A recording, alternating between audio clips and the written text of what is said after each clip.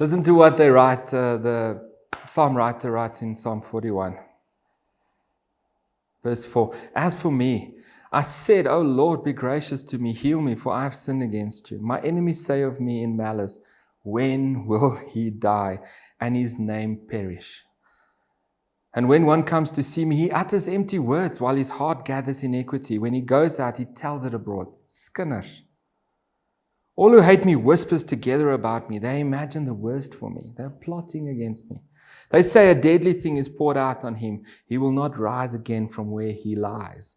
Even my close friend in whom I trusted, who ate my bread, has lifted his heel against me. It sounds like this fella is experiencing some relational betrayal.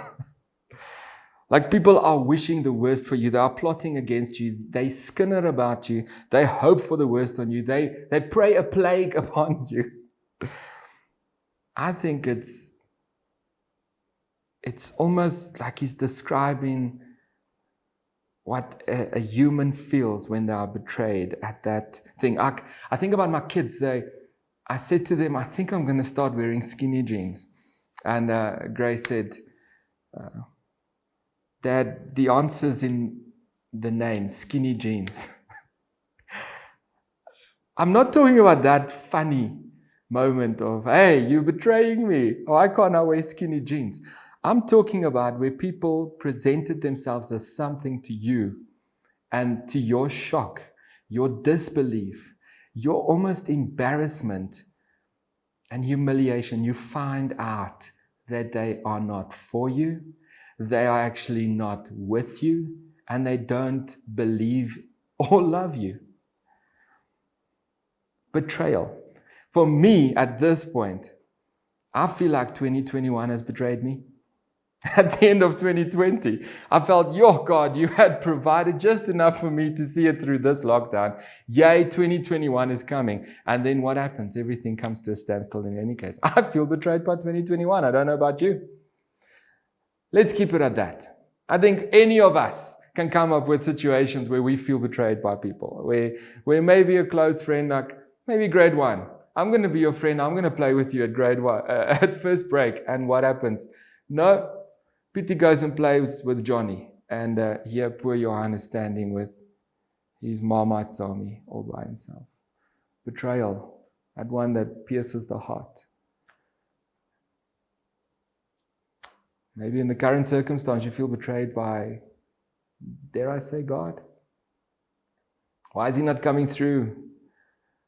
Maybe you feel betrayed by friends who said they're going to help you out and they haven't.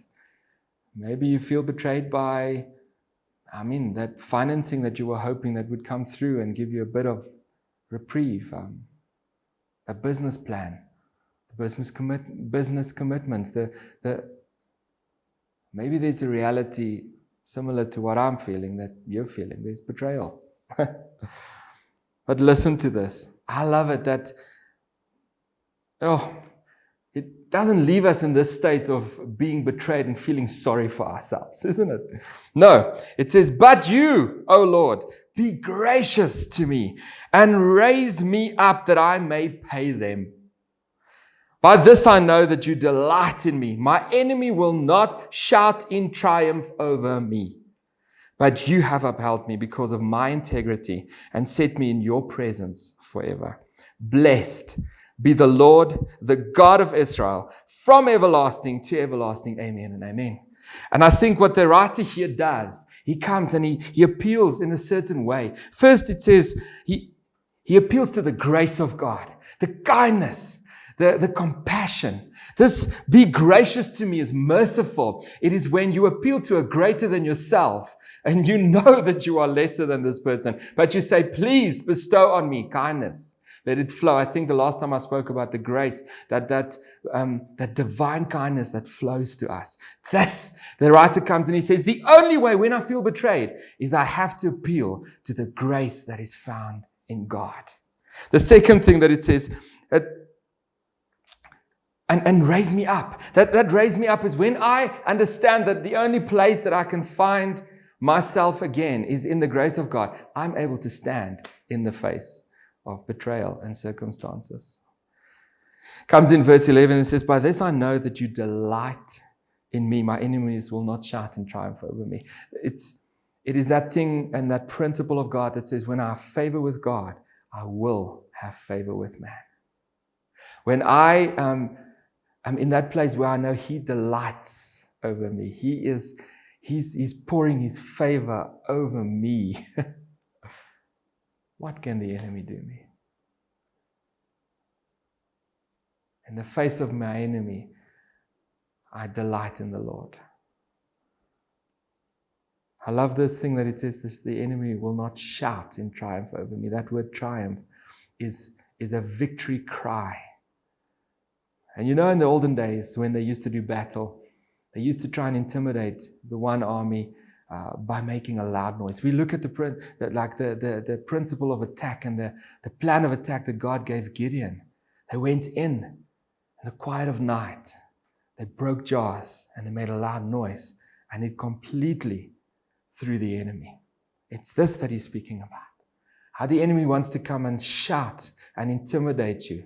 And the only way to counter that is you appeal to the favor of your Father when you are found in His delight.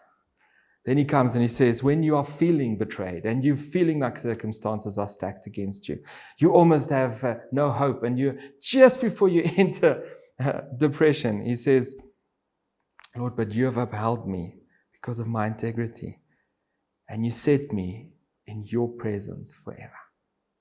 I love how he says it's because of my integrity. And you know, the self-righteous among us, present company included, would like to say, yes, Lord, I'm innocent. I don't deserve this. And we forget that we are born with a flawed, fallen, broken nature. And if any of us are honest enough, if we go and search for things that we have stuffed up, we will find it. But yet he says, because of my integrity. This integrity word is that I find myself completely and innocently like a child in God. He says, but you have upheld me because of my integrity, my innocence, and my completeness, and how I'm perfected in your presence forever. The second part of the verse. You have upheld me because of my integrity and set me in your presence. The writer says, when you are feeling like those circumstances are against you, appeal to be found in the presence of God. Appeal to the presence of God. First, you come and you appeal to the grace of God, that undeserved kindness that flows to us. He says, and then you come and you appeal to the delight of the Lord, the favor of God on your life. And then you come and you appeal and you say, by Jesus' blood, I am found righteous and integrous before you, God. So I want to be found in your presence. And then he wraps it up with, I think, the only way that you can rise above circumstances. Blessed be the Lord, the God of Israel. You remind yourself that He is still the God. He is still the only Lord of Lords. From everlasting to everlasting. The writer says, why don't you try? Just try it. Appeal to the unchanging, the immutable nature of God. When He has always been, He will always be, and He presently is your God. Appeal to His grace, appeal to His favor, appeal to His presence, and appeal to His unchanging nature, because that is the epitome and that is the source of His faithfulness that flows over you. And then you rise up and you say, amen and amen.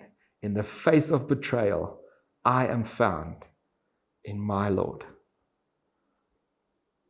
May this encourage you. May it stir you into songs of praise. And may it spur you on to live for Him. Love you. See you soon.